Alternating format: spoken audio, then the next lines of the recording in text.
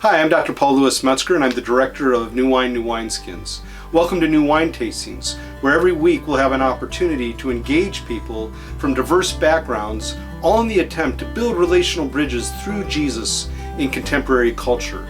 We are desirous of the opportunity to engage in deep and meaningful ways, and we're really thrilled and excited to have you with us. Hello, this is Dr. Paul Louis Metzger, the director of the Institute for Cultural Engagement, New Wine, New Wineskins, where we deal with the subject matter of building relational bridges through Jesus in contemporary culture. It's my privilege to introduce to you Dr. Gary Ferngren, who is the professor of history at Oregon State University. He is the author of Medicine and Religion, a Historical Introduction, and Science and Religion, a Historical Introduction, both with Johns Hopkins University Press. His research focuses on the social history of ancient medicine, religion in ancient medicine, and the historical relationship of science to religion. Gary, thanks so much for joining us today at New Wine, New Wineskins for our New Wine Tasting Series. Thank you for being with us. Welcome. Pleasure to be here. So, Gary, you've been contacted, no doubt, by various news outlets, media outlets. I think Christianity Today recently reached out to you for an interview or reflections on subjects of science and religion and medicine and religion, no doubt. And I'm just curious what some journalists are asking you regarding the subject matter of medicine and religion, history of that dynamic, that relationship, especially now as we deal with the pandemic of the coronavirus. Well, people tend to ask ultimate questions more when a crisis hits. They always have in history. Many recorded examples of the bubonic plague in the late Middle Ages, and one that recurred many times in history, smallpox in the 18th century, cholera and other diseases in the 19th century, the SARS disease, and now this.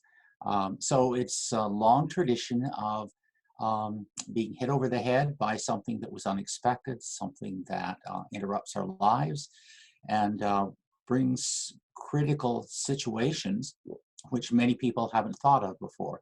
So people ask why questions, and it's not surprising that they turn to Christianity, hoping that there might be some answers.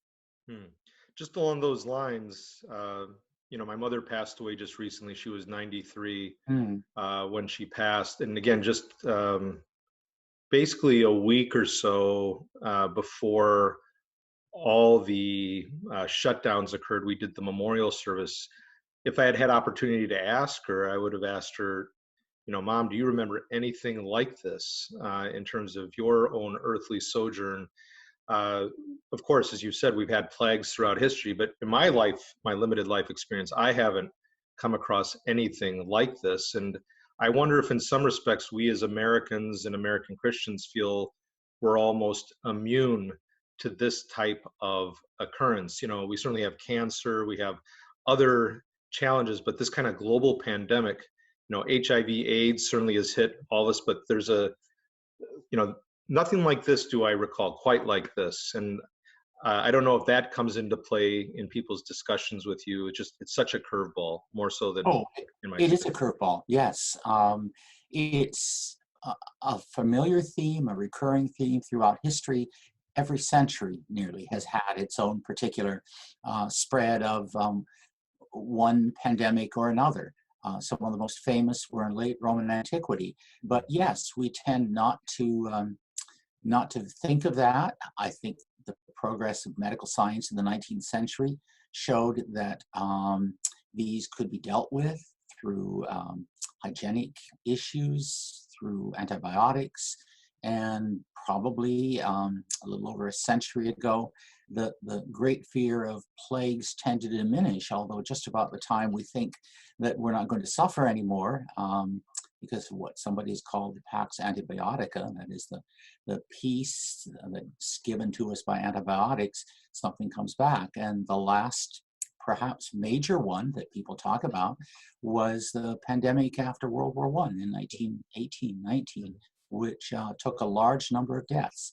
But we tend, without that kind of a crisis, to fall back into a kind of feeling that medical science can help us, that there aren't many dangers out there, and then suddenly it hits. Maybe once a generation, maybe once a century. Thank you. Very sobering reality, to say the least. Many people in our society perceive that, science and medicine and religion are in constant conflict with one another. While there may be religious leaders who downplay or demean science and medicine, and no doubt there are people in the scientific sphere that demean religion, the conflict thesis of Draper and White is not, in my estimation, the predominant thesis. Of course, there's conflict in different ways, and we see indications of that between these various experts and leaders going back and forth. But how do you approach that subject of the conflict thesis? How would you, for our viewers, engage that theme of, is science, is religion, are they in constant conflict? What's the history in that sphere as a professor of history dealing with science and medicine and religion, that interface? Well, I've spent a large part of my career writing on this, books, articles, and the like.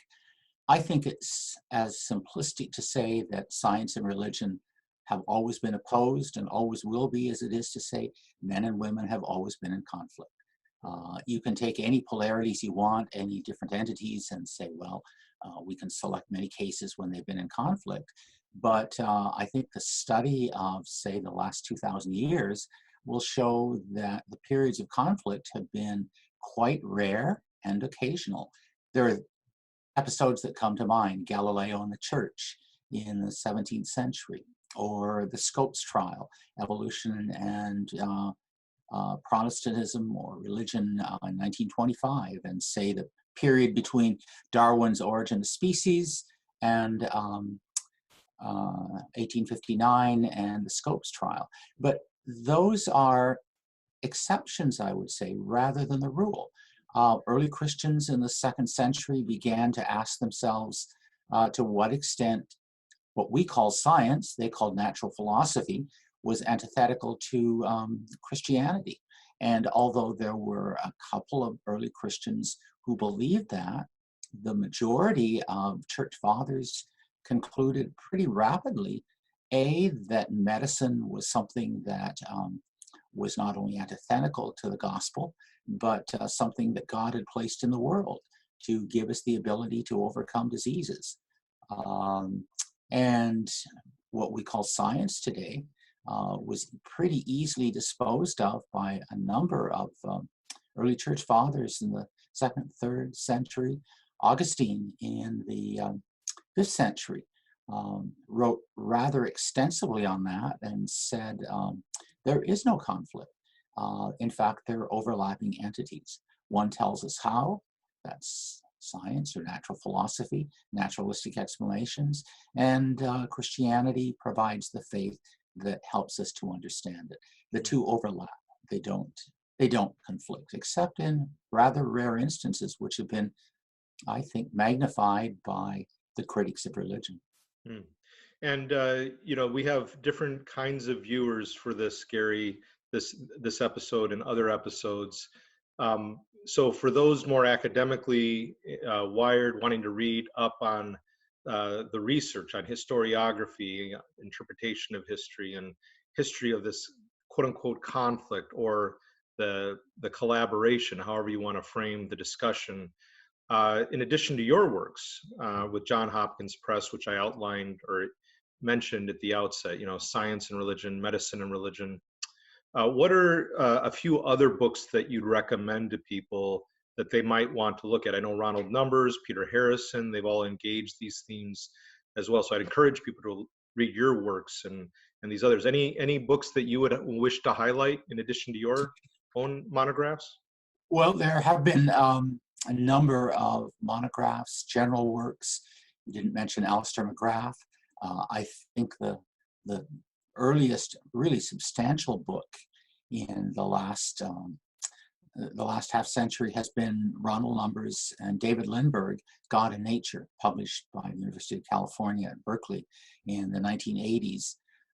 It's a big book, a heavy book, and written by leading experts in science and religion, historians, philosophers, and historians who've written discrete chapters on periods from early Christianity up to the late 20th century. And their conclusion was that it's good to talk about a variety of situations, sometimes hostility, sometimes a very close working relationship, especially in the late Middle Ages and the 18th and early 19th centuries, when science and religion were regarded as complementary. They go into it in detail, and John Brooke also has written on science and religion, and Brooke has introduced the idea of complexity. It's the best way, the fairest way, and historically accurate way to talk about science and religion is to look at the particular issues against the historical background. These aren't separate issues that go on in a separate universe. They're tied with the society in which they arise. The Protestant Reformation, the rise of modern science, the rise of Darwinian evolution, the Scopes trial, but also a number of periods in, say, the late Middle Ages when students would study with their arts masters and study Aristotle in what we would call their undergraduate work, their arts degree, and then go on to study theology behind it, and studying astronomical theories and the kind of subtle philosophical thinking that late medieval scholastics did, put the two together very closely. So those are some of the books: McGrath, John Brooke, Ronald Numbers. There's a whole host of people that have come out in the last, I would say, the last 25 years to write extensively, and some with detailed knowledge in science, and some with both theological and scientific degrees. John Polkinghorne is a good example. Thank you, Gary. And for those viewers who are less acclimated toward the history, I'm going to repeat myself here for a second because the internet connection was unstable for a moment. Maybe I'm unstable, but at least it was saying that the internet connection was unstable. Maybe it was saying something about me too. But I think for those viewers who may not be as acclimated, not be as geared toward what we just discussed, people who really care about these concerns, people of faith, people concerned for science, but just are more practitioner-based as their focus, and only that. Well, at the very least, they could encourage people, maybe their kids who are hearing something in high school or college of a different trajectory, say, well, why don't you read some of these books, and then, let's talk. I'll try and read them with you, and we could discuss them that way. Or when they hear Neil deGrasse Tyson or Richard Dawkins or, the late Stephen Hawking talking about things, they're experts in their own spheres, but they sometimes branch out beyond where they really, I hate to say, but where they belong, with history of philosophy or history of science discussions. And so I just think to hit the pause button in conversations and say, well, maybe the conversation's a bit more complex. And I could see a parent saying to their youth at church, maybe the conversation's a bit more complex. Why don't we sit down and try and read through one of these books by Numbers or Ferngren or Brooks or Harrison, and at least add it to the conversation, because again, the conversation's more complex than it's often portrayed in the media and other spheres. And historians have been making this case for a long time, but it hasn't caught up yet to the general populace, pop culture, and even some of these experts in their own domain speaking beyond where their expertise belongs, actually, in the case of Neil deGrasse Tyson Richard Dawkins and others, I dare say. So that's something I would encourage viewers, depending on where you're coming from. Any thoughts on that? You're a Christian, Gary. You're a professor. You know, you deal with students, you deal with church people, you deal with people of all walks of life. What would you say to someone who's not as academically oriented, how they might engage this subject of the conflict thesis, as I said? Well, I think the conflict thesis is often maintained from generation to generation by people who have a pony in the show. That is, who have a presupposition. So much of our presuppositions lead to where we go. You can take Richard Dawkins as a good example. Ron Number's latest book was, it's an edited book, and he calls it The Idea That Will Not Go Away. And that's the theme of the book and the theme of a conference that he held. Why is it that when so much scholarship in the last 30 to 40 years has indicated that complexity and historical background and societal differences have provided so much of the groundwork for these alleged conflicts, why do people still harp on the theme? And I think the answer is they have an axe to grind in some cases, not in all. So they persist sometimes in greatly misreading the situation.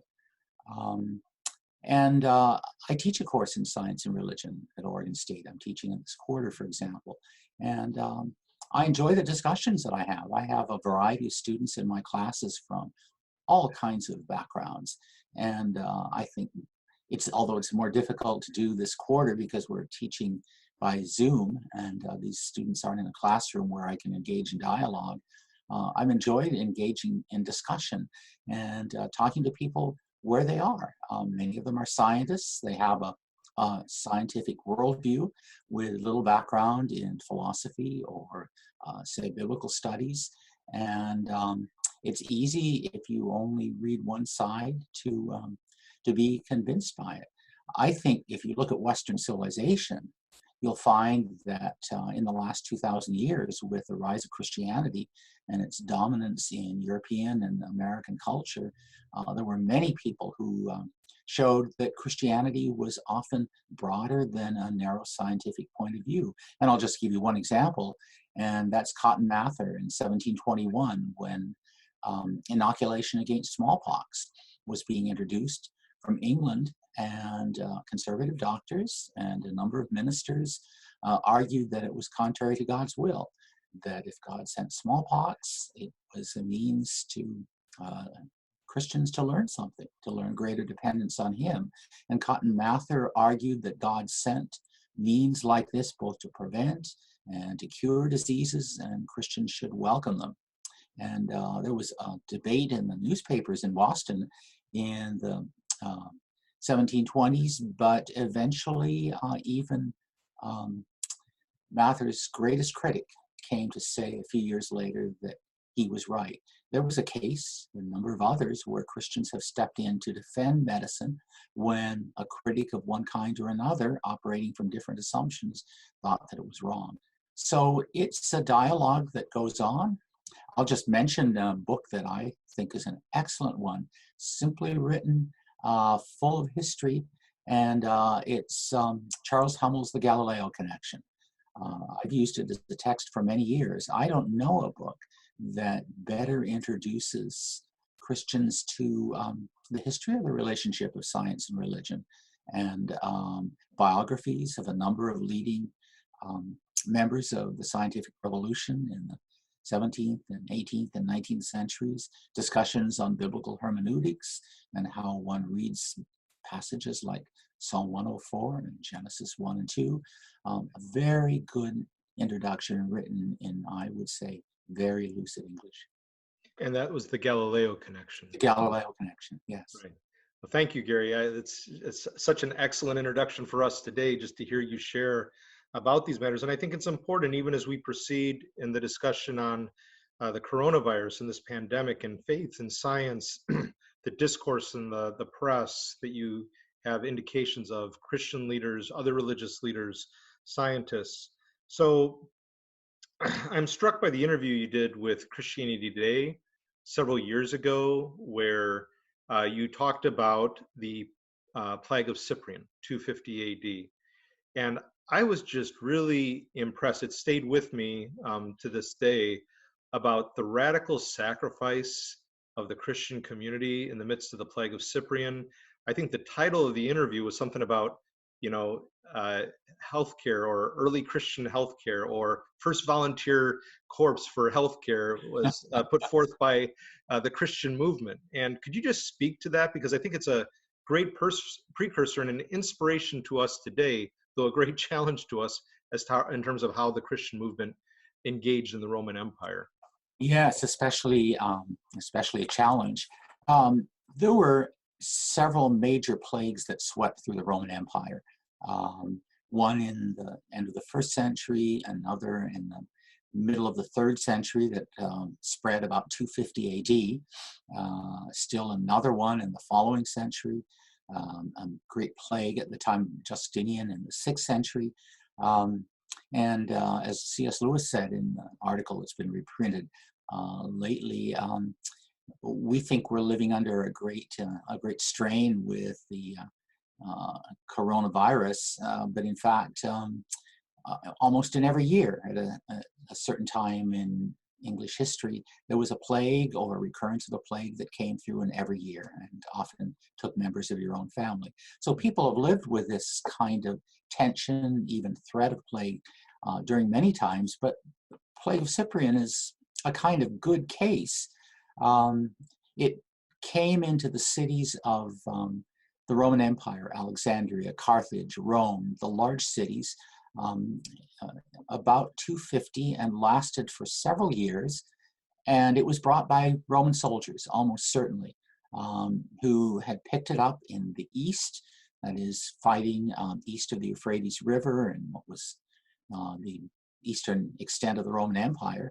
And as they marched west, they spread it along the way, a bit like the Black Death being spread by ships that docked at various ports in the Mediterranean.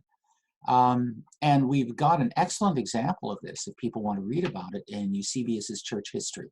Eusebius says that about 5,000 people in Rome and other large cities died every day for a period, about 250, because of the spread of the plague. It's a case, like all ancient plagues, where we really can't put our finger on them. I get a little bit impatient by reading every year a new article saying we finally discovered what the plague of this or that was, the 5th century BC Athenian plague, because disease entities have changed over time, and the bacteria mutate, and so it's hard to put our finger on it. But their Christians were still persecuted. Was another more than 60 years before Christianity was legalized. Christians were persecuted in different places. Sometimes they faced death. And yet at the same time, Cyprian, who was the bishop of Carthage, an educated, very prominent man, called for Christians sacrificially to do what their pagan neighbors weren't doing. The Roman attitude toward disease tended to be a quietistic one. And by quietistic, I mean they didn't think there was really much they could do. The idea of prevention, of how to deal with emergency situations, was one which the Romans found inconceivable. They didn't know what to do except to pray to the gods and offer sacrifice, asking the gods to remove the plague. The disease descriptions from Thucydides in 5th century Athens down to the time of Cyprian and after are quite similar. When somebody would die, the person wouldn't be buried. The corpse would be thrown out into the streets.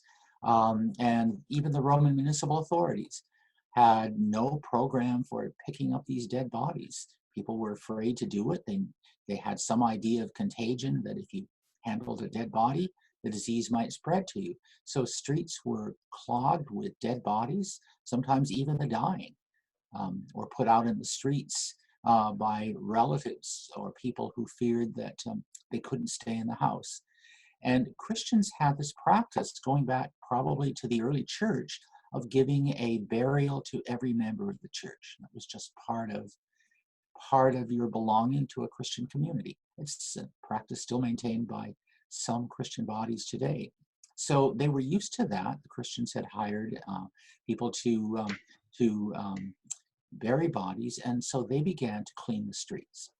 And they also had a tradition that went back to the early church of caring for the sick and those who needed particular care. Widows and orphans was the shorthand usually for talking about acts of mercy. So in both those areas, the care of the sick within the congregation by deacons and burial of the dead were practices that the Christians were well familiar with and have been for 200 years probably. So they stepped in at the encouragement of Cyprian. And for those of you who are interested in reading it, there's a very interesting tract or treatise or sermon by Cyprian called De Mortalitate, on mortality, and talking about the need for Christians to carry on an active service. And Christians did this and gained much respect because they had been not only persecuted, but even when they weren't openly persecuted, they were often treated with considerable, what shall we say, coldness or isolation.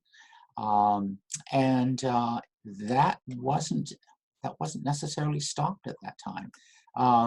Cyprian went into hiding for a year at the encouragement of his friends and staff. He decided he shouldn't be in hiding when a plague was going on, so he came back. He was charges were brought against him. He was brought before a magistrate who sentenced him to death. And so he was Cyprian, who had organized and encouraged Christians to help their neighbors, regardless of what their religious views were, was put to death as a Christian martyr. And martyrdom had a strong effect on Christian community and on non-Christian Romans who thought, well, if Christianity is worth dying for, perhaps it's worth living for. And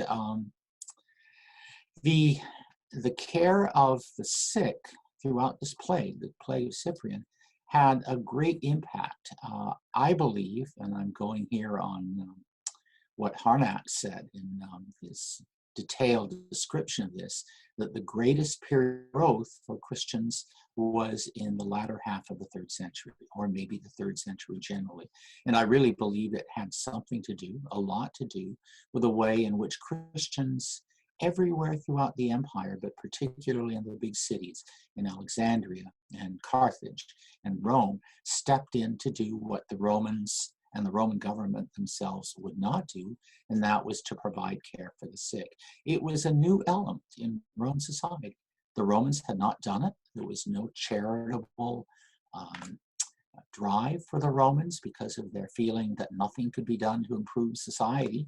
Society came as a package and we had to accept it the way it was. And Christians showed that that wasn't the case.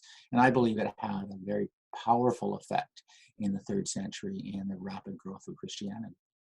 It's a very powerful story. I moved again, and I knew that story. I had read your interview, but again, it's so riveting. I could even hear you say it one more time, and I would find it equally riveting. And it's there was no quid pro quo on the part of the Christian movement. There was no like, okay, we're going to care for the sick, so Roman government, please be nice to us. There was no sense that per se the Romans would stop persecuting. In your interview with Christianity Today, I think you said that the persecution actually intensified in the midst of it. And as you said, Cyprian was killed for his faith after this occurred. And so I just think that, as Christians, because God has loved us, because God has been gracious to us, we respond. It's not based on what we gain from others. We're going to turn our attention to Martin Luther in a minute and the plague that hit Wittenberg, I believe in 1527. You'll correct me if I'm wrong. But Luther's statement that I find his most profound statement, he said, God's love creates the attraction our attractiveness does not create God's love. And that's the gospel. That's the good news It of is the Jesus gospel. Christ. Yes. While we were still sinners, Christ died for us. While we were still God's enemies, Christ died. And so these Christians were doing it because they felt compelled by the love of Christ for their neighbor. And it wasn't like, oh, we're going to get a great photo op as a result of caring. It's that we do it because God has cared for us, and God cares for these people, the orphan, the widow, the alien in their distress, as you had mentioned earlier. So thank you, Gary. As we turn to Luther, and that statement that you have in a edited volume that is a resource book, I believe, for accounting for what figures have said throughout history. And people can read from Luther's treatise that he wrote to magistrates, if I'm not mistaken, and no doubt to church leaders on what they should do regarding the plague of 1527. His wife, Katie, was pregnant. There was risk, of course, for a baby for them. People encouraged him to leave Wittenberg, but he did not. They did not. The baby actually was born, if I'm not mistaken, in a healthy way, but still, Luther didn't know that, and he had a very complex understanding about the relation of faith to science and about how to be discerning, not to just throw ourselves into harm's way that could cause more harm to others, but if his neighbor was needing his care, he wouldn't stop, reaching out just because of the possibility of being infected. Tried to be wise, fumigate, listen to what the experts say, but still engage. Could you speak to that issue? Because it's, to me, a very comprehensive way of looking at faith and science, caring for our neighbor, being wise, discerning, but also loving. It's not one or the other, it's a both and. It is both and in the concluding chapter of my book on religion and medicine, I talk about this. It's not easy when hard times come and a disease to find exactly the right answer. In traditional epidemics of the past, there were Christians who said, this is God's judgment on the corruption of society. If you act this way toward God, God will punish you, or he will get attention by hitting you over the head with an epidemic. That was relatively common. So theodicy, defending God, finding reasons for the plague has often been a way that Christians have looked at this. And I think it's the wrong way to look at it.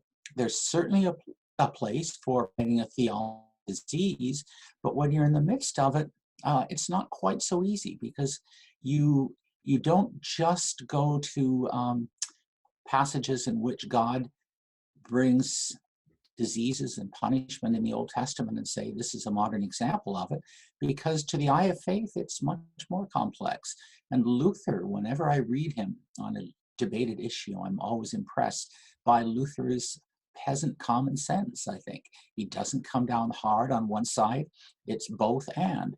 Should you do what's right about fumigation, cleaning your house, maintaining hygiene? Yes. And you could say that's true of people today who talk about social distance. A good idea.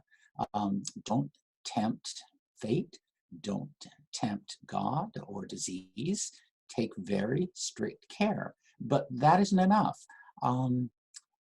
Luther pointed out that we have a duty toward our neighbor. Most of you will remember, or many of you will remember, the passage in Matthew 25, one of the most searching passages of scripture that I know. I was sick and you visited me, Jesus says. I was in prison and you came to see me. And the duty of being a good neighbor, because God loved me and I will love my neighbor.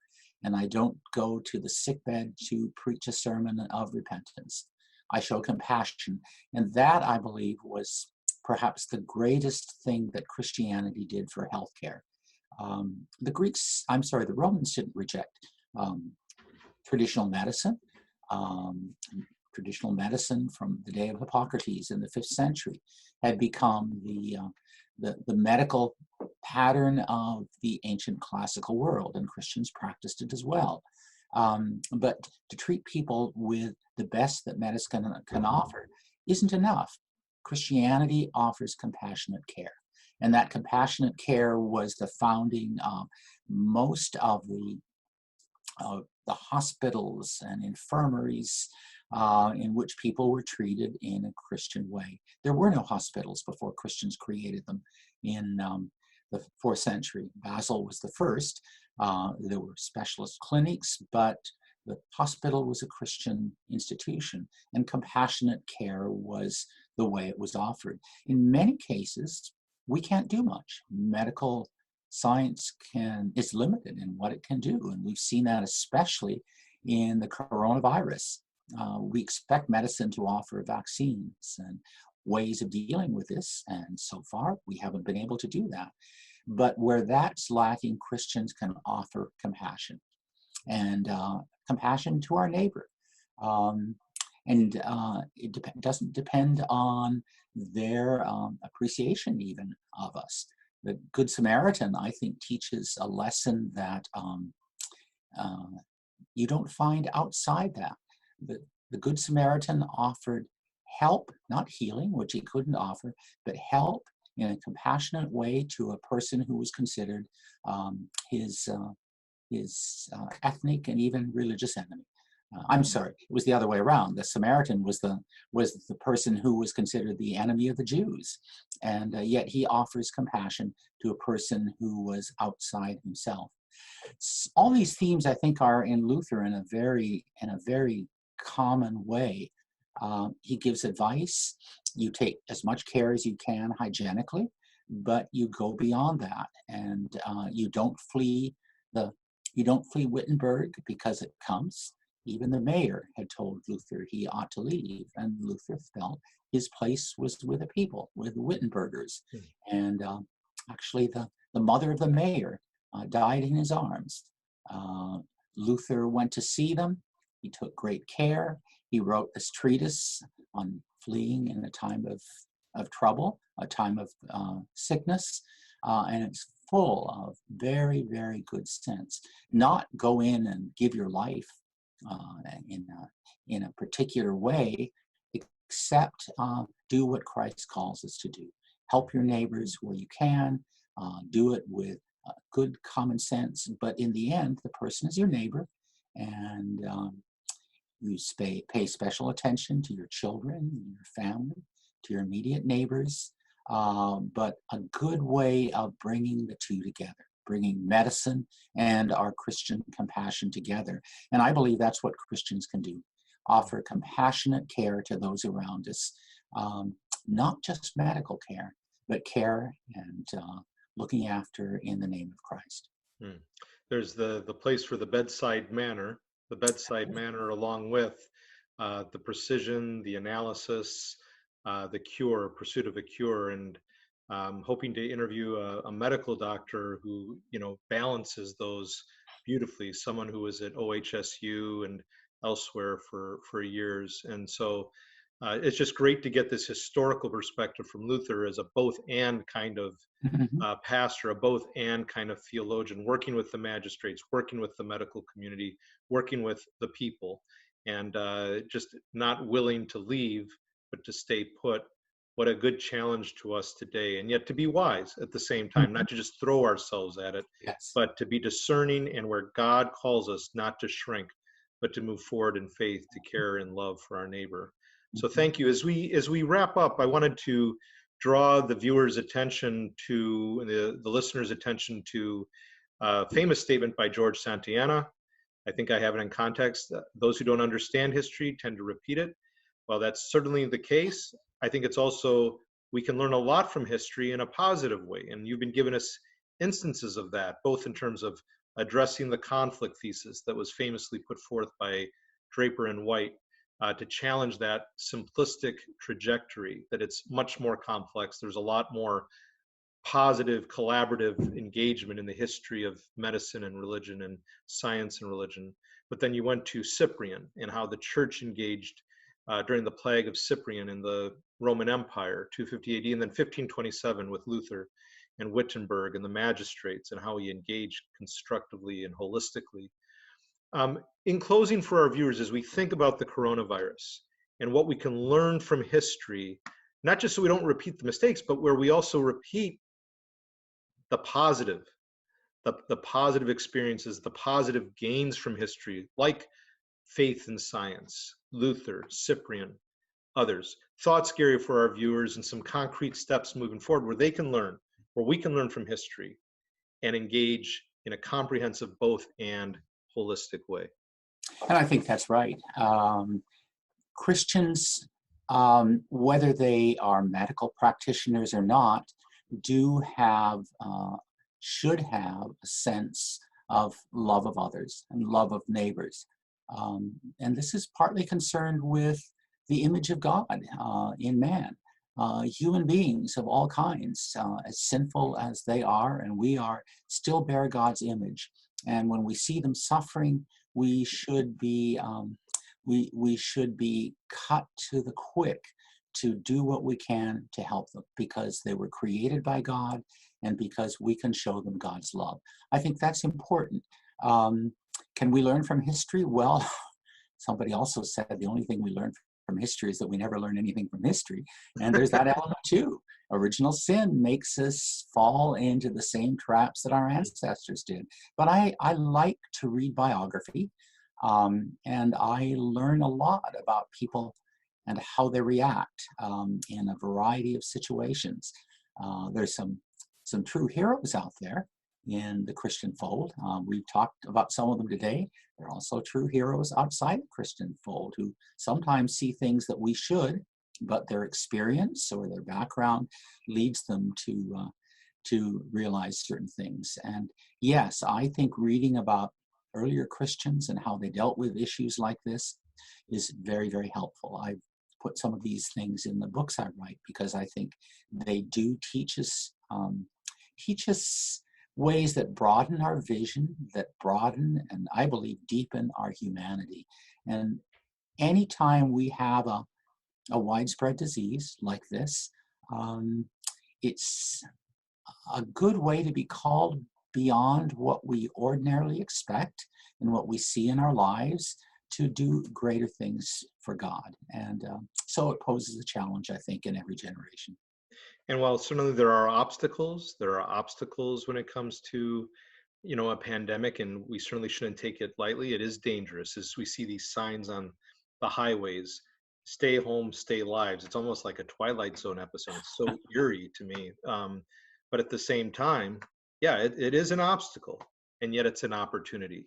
You see what you said, 3rd century Christianity moved forward so profoundly through the empire, and at great cost to Christian lives and in care for others. It's not like we welcome the plague. Oh, great plague. So now, hopefully people come to Christ. We don't use it in a callous way, but still in the midst of it, what is God offering us as an opportunity to care for our neighbors, to love the Lord our God with all our heart, soul, mind, and strength, and to love our neighbor as ourselves, the great commandment, which was uttered right as Jesus shared the story of the Samaritan of extraordinary mercy. And so as we come to a close today, what would be one biography? We only have a minute or two, but what would be one biography that would be inspirational to our viewers and our listeners that they could read, and it might help them even to gain some inspiration, not just perspiration, to deal with strong Christian conviction to care for their neighbors and to care for others, Christian, non-Christian alike in our society? What would be one biography you'd recommend on this subject today? That's a good question. And the one that immediately comes to mind is a book which is not very often read. It was written by Cotton Mather on the lives of early Christians in American history and the influence that they had, and how the suffering that they experienced was often regarded by them as a way in which God taught them to live. Is suffering always bad? Well, some of my friends think it is. If you suffer too much, perhaps you should be put out of your misery. Christians have always held a different point of view, and that is that God teaches us things through suffering. And Cotton Mather said that. I wish I could give you the exact title of it, but you'll find it's interesting because it wasn't actually published until the 20th century. He wrote it a couple of centuries before. That would be a good example. Excellent. Excellent.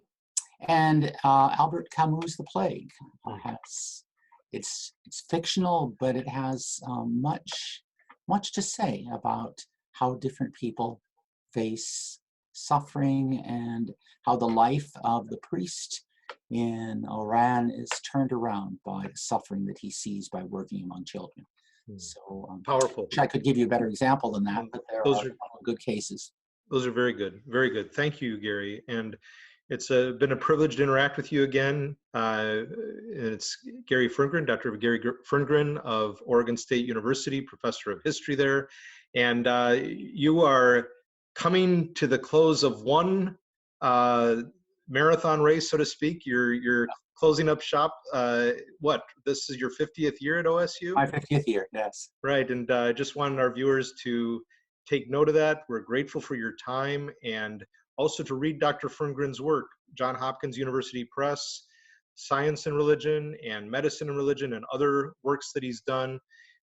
Gary, thank you for your legacy of faith, hope, and love, and just your academic acumen and practical Christian virtues. I'm very grateful. And thank you for joining us for New Wine Tastings.